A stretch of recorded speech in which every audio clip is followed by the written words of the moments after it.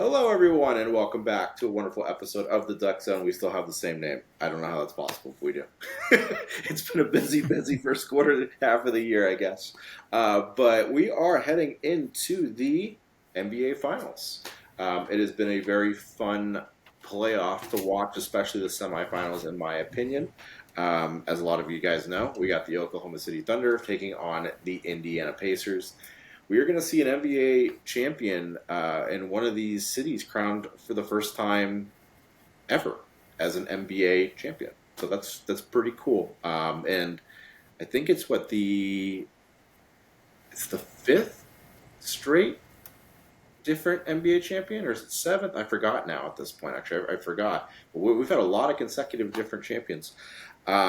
But before we get rambling and talking, James, what have you thought about this NBA playoff season so far, and what excites you about this NBA championship?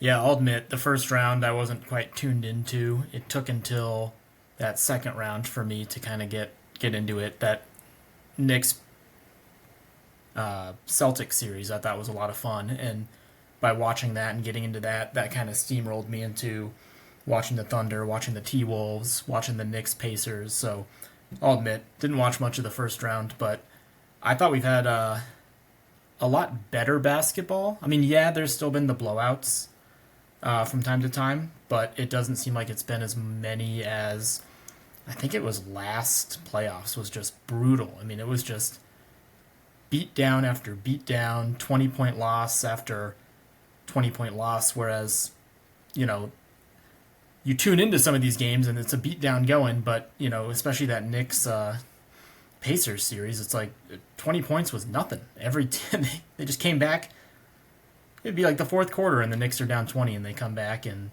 either make it a game or win. So, yeah. Anyways, to answer your question though, I'm actually looking forward to this finals. I know the Thunder are the heavy favorites, but I think it'd be a disservice to really not give any credit to what the Pacers are doing because I mean, yeah, the Thunder have had an incredible season.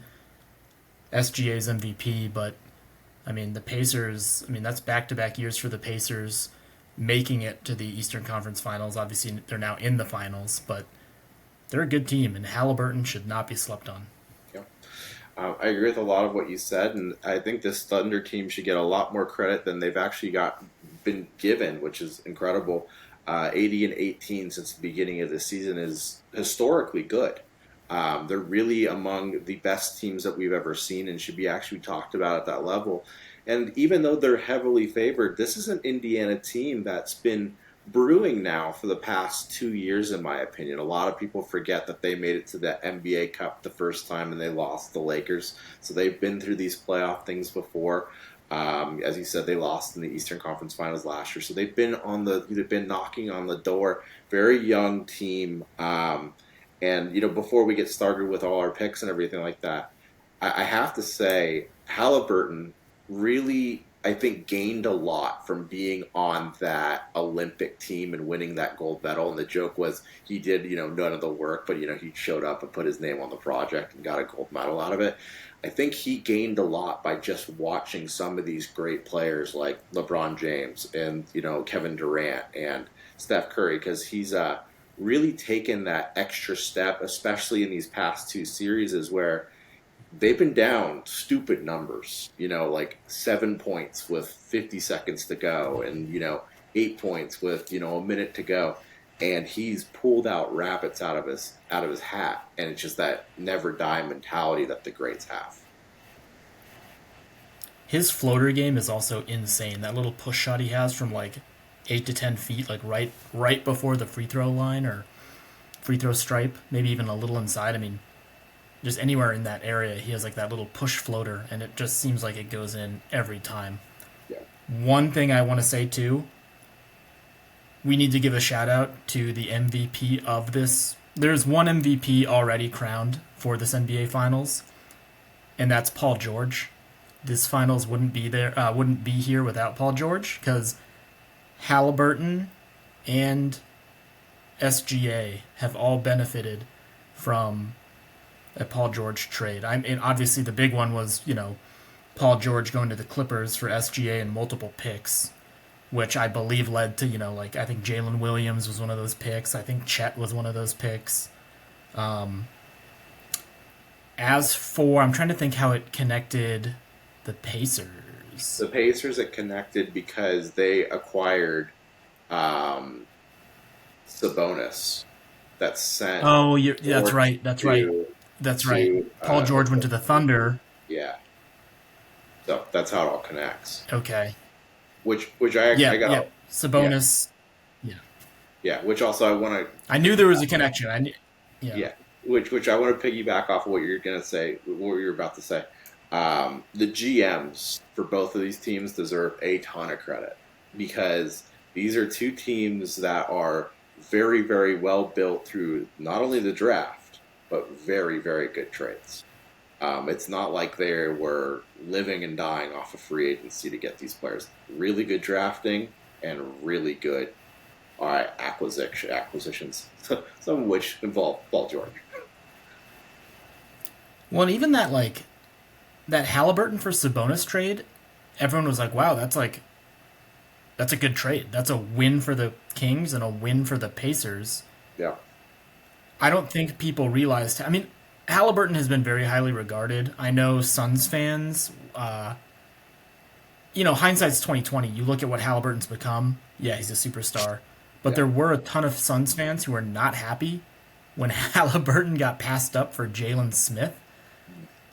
Halliburton developed pretty well. He was kind of the sixth man behind De'Aaron Fox. They trade him for Sabonis, and everyone's like, yeah, that's great. Sacramento was a team that was on the up and up. Everyone thought they could have been, you know, the Thunder, the Pacers of the Western Conference with where they were headed. They're obviously not there, not yeah, anywhere close. yeah. But Sabonis is like really, really good. Like the dude's an all-star. He puts up double doubles, triple doubles. But the development of Halliburton in Indiana, I don't know if it's Rick Carlisle or the rest of the staff, or they have some like mega trainer who just gets the most out of them. But that's kind of, I don't know. To me, it's almost leaning more on the Halliburton side because yeah, Sabonis is good, really, really good, puts up good numbers, but I don't think he's going to be going anywhere in Sacramento anytime soon. Yeah, I think a lot of it's got to do with an organization that's run well compared to an organization that's not run well, and that's pretty much what I Right. feel like is laying down on that one. Is Sacramento is just not a very well run organization. And that said, I'll give a quick recap really fast of the semis. Um, Oklahoma City took out Minnesota pretty easily in five, and then Indiana took out New York in six. Which, before we talk about the finals, I do want to bring up one thing that happened very shortly after that series. Tom Thibodeau out as the Knicks coach, which was a stunner to a lot of people. What is your reaction to it? Yeah, I mean we're still kind of in the infant stage. I mean this literally just happened within the last few hours. Yeah, I'm a little shocked. I, the guy runs his players into the ground. I get that he runs a tight ship when it comes to the amount of players he plays. He normally has like a 7-person rotation. You're frequently playing guys like Mikal Bridges like 45 plus minutes a game. But the guy's a good coach. Typically, defense is his forte. The Knicks were actually really not that good of a defensive team, especially after they got Karl Anthony Towns. And that's the second time Karl Anthony Towns has gotten Coach Thibodeau fired, which is kind of funny, from Minnesota and now the Knicks. I thought they would have maybe kept him around in like some kind of advisory role or something. Yeah, I don't know. I guess it really comes down to who they're gonna get. Immediately you go on Twitter and you see rumors, and it's like, you know, the new Villanova coach who came from Maryland. Like, that'd be a big fu if he just left Villanova without even coaching there and came to the Knicks. Yeah, Michael Malone is someone who I initially thought of right away. I was like, that's probably the best coach out there. Yeah, I don't know. It'll be interesting to see how quickly they hire a coach, or if they let the GM make some moves? Are they going to get rid of Karl Anthony Towns? Are they going to move on from Mikal Bridges? I mean, they have a lot of pieces they need to kind of go through. But yeah, my initial reaction, I was a little shocked. I know Knicks fans out there were joking like fire Tibbs, but they're all off their rocker anyways because they're Knicks fans. But I did not see this coming. Yeah, I mean, my first reaction to it really was this is how bad franchises stay bad is by making really stupid mistakes. Before Tom Thibodeau, the 20 years before him, they'd won, one playoff series, and then went with them the last 5 years, they'd won four.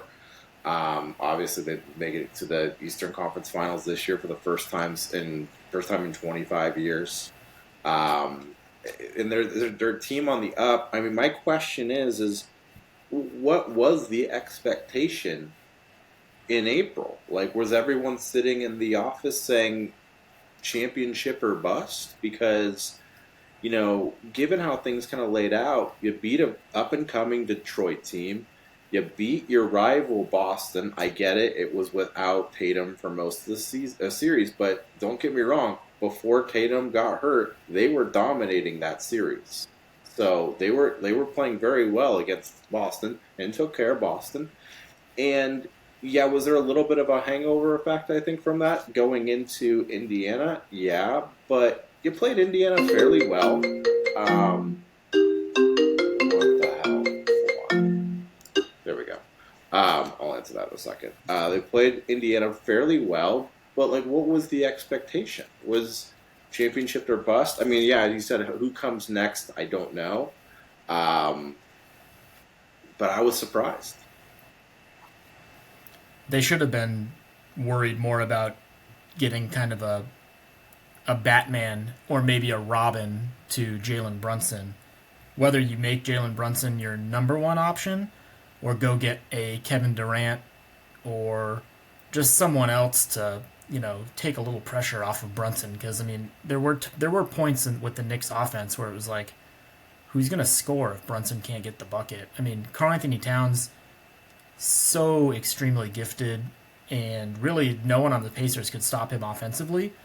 His issue was just he's so bad defensively that they had to start running Mitchell Robinson in the starting lineup and bringing Josh Hart off the bench because Cat's just so inept defensively. I don't understand how you can, I understand some guys are better than others, but just put a little effort in, my guy. You're 7 feet tall.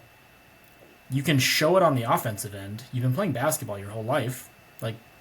Play some defense. Yeah. Or maybe he just really just doesn't. Maybe just doesn't have it. But I mean, that would have been my. I mean, this is what this is what they traded for, though. It's not like it was a surprise of what he kicked out. I mean, that's the guy he was in Minnesota. So right.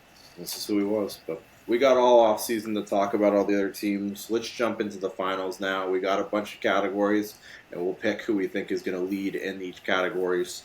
We're going to start off hot. Who do you think is going to be your top ball scorer in this championship? I'm not really throwing a dart at a dartboard or going too off kilter here, but I'm going with Shai Gilgeous-Alexander. He's the MVP for a reason. Multiple 30-point games in the playoffs. I mean, the guy is a bucket getter.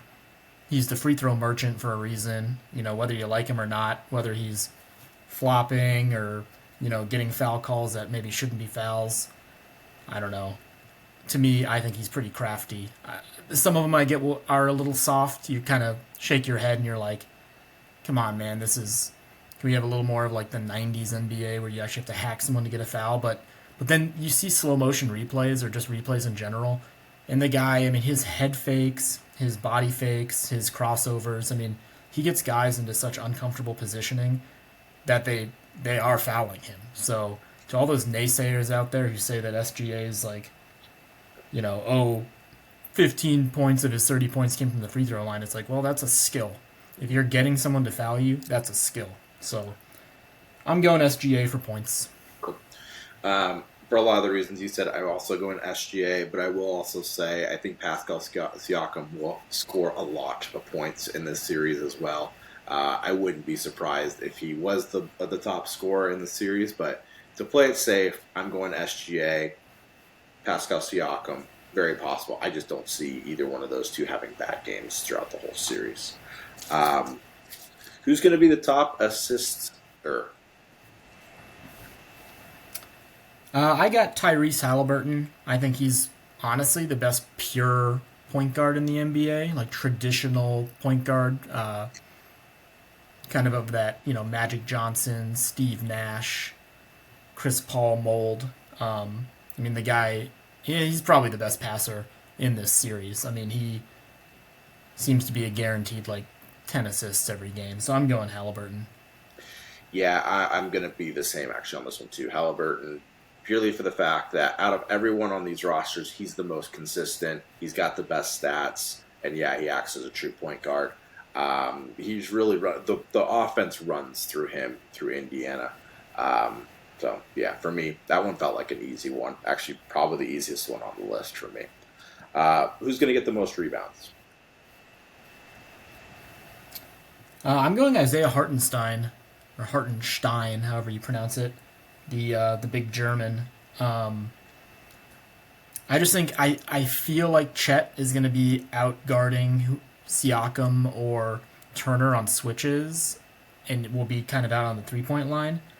Whereas Hartenstein will be the guy, kind of the gritty, rugged rebounder down low, and I feel like he'll fall into a bunch of rebounds. So I'm going Hartenstein. I'm going to go Chet just from the aspect of I really like Chet and I wanted to bring up Chet. So I'm going to give Chet the advantage for most rebounds in this series.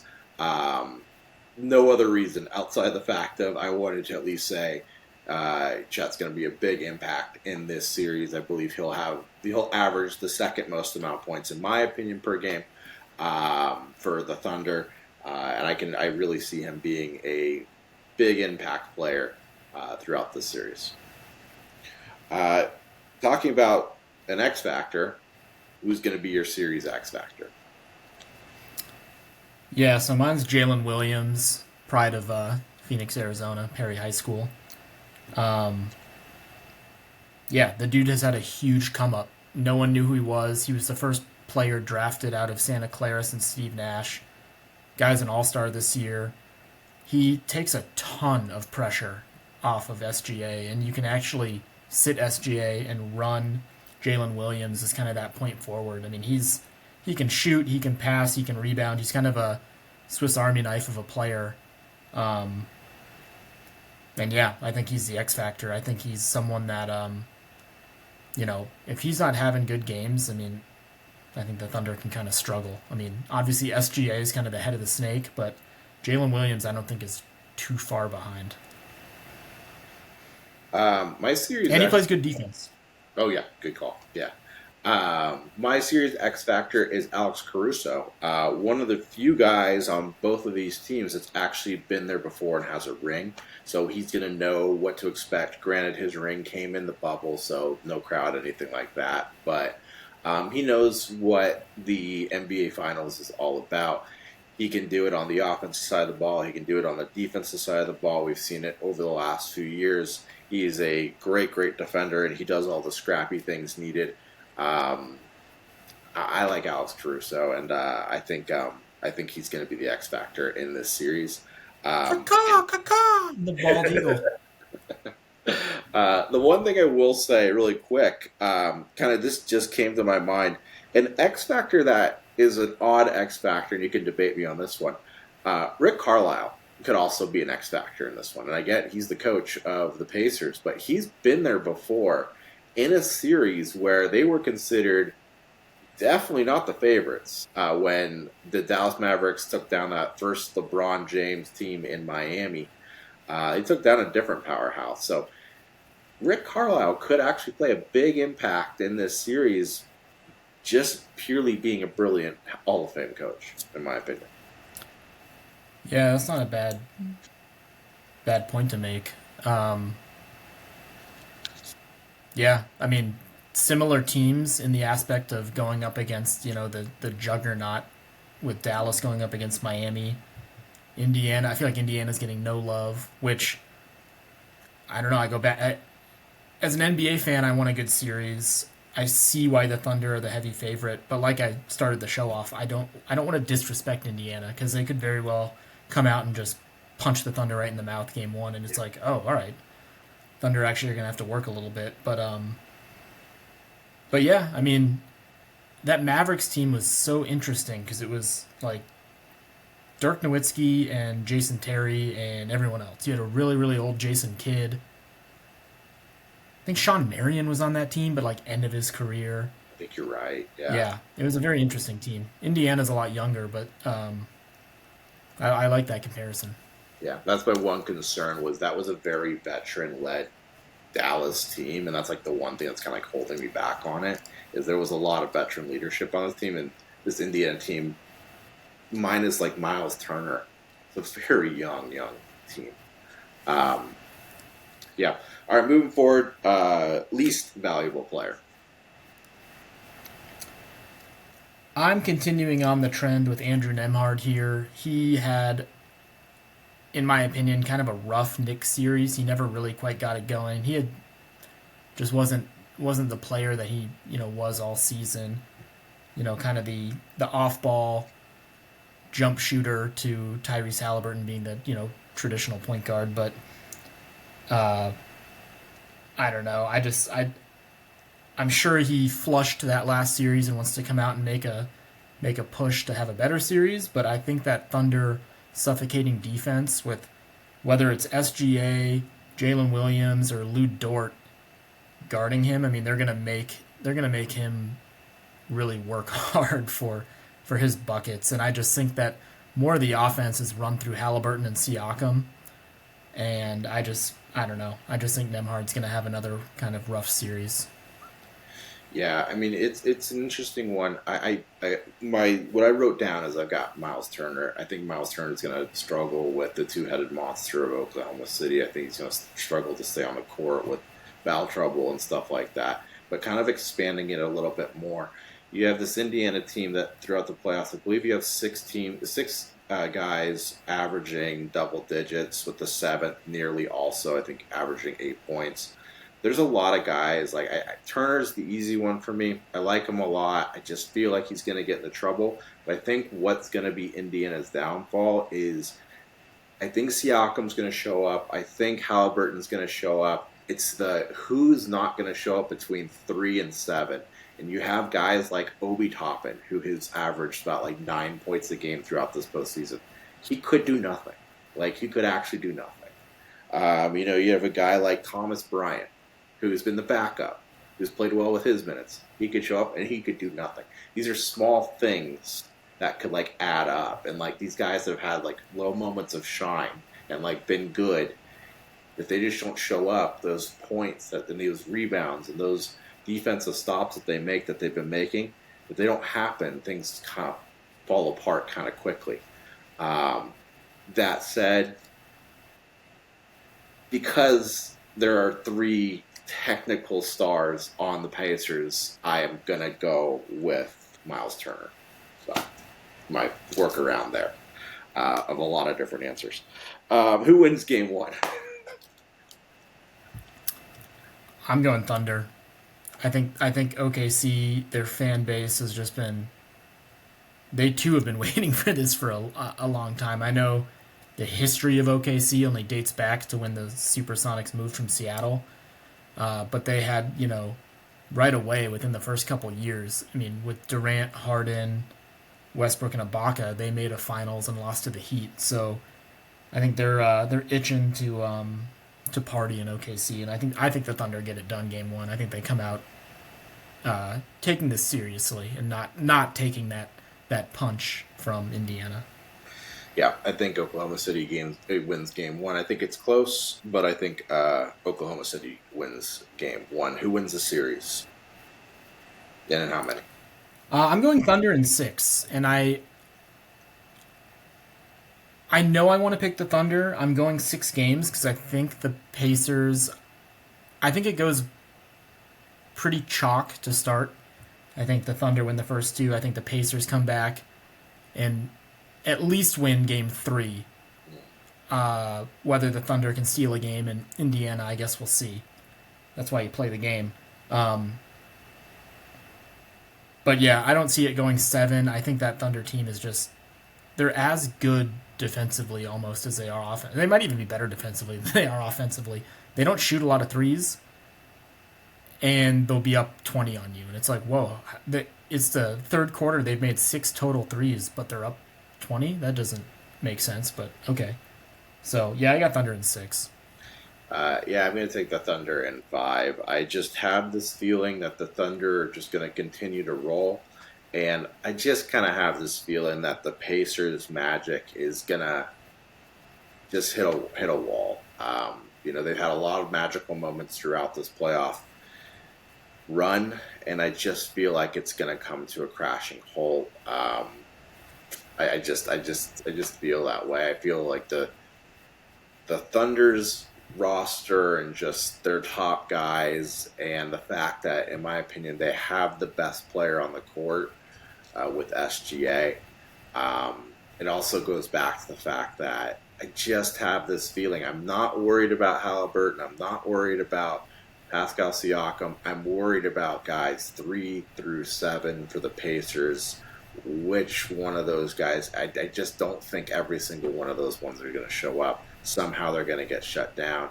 And it's an amazing stat that what is it, the Oklahoma City Thunder, I think, what, 29-1 against the East Coast this year. I think it was something like that. I didn't know that. That's a good stat. It's just crazy how good they were against the East Coast. So yeah, I'm going to go Oklahoma City. I think 5. I think it's going to be more competitive than we remember it being, but I think it's going to be 5. So that said, who's your MVP? I have to go SGA. Yeah, There's nothing more to talk about him. I mean, he won the MVP for a reason, and I think he's the reason that the Thunder are here and the Thunder win. yeah. I got nothing else to say about that one. Oklahoma City Thunder win. It's probably going to be SGA, so I'm going to go SGA unless something crazy happens that we do not predict. But SGA is going to be the MVP if that's what I'm predicting. So, James, anything else we want to talk about before we sign off here and NBA Finals start? No, just looking for a good series. I'm actually pretty excited for it, even though it's two, I guess, small market teams. But just hoping for a good series. Also, shout out to Arizona baseball. They are playing this Friday against UNC in the Super Regionals, so they're down to the baseball cats. Yeah, baseball. The baseball tournament, upsets everywhere. Just madness in that tournament. Yeah, Vandy's already out. And yes, yeah, a whole bunch of top seeds are already out. I will say one thing about the NBA playoffs that I hate. No, sorry, the NBA Finals that I hate is why the hell does this thing, if it goes 7, why the hell does this thing have to go 2.5 weeks? I mean, that's bizarre. Oh, yeah.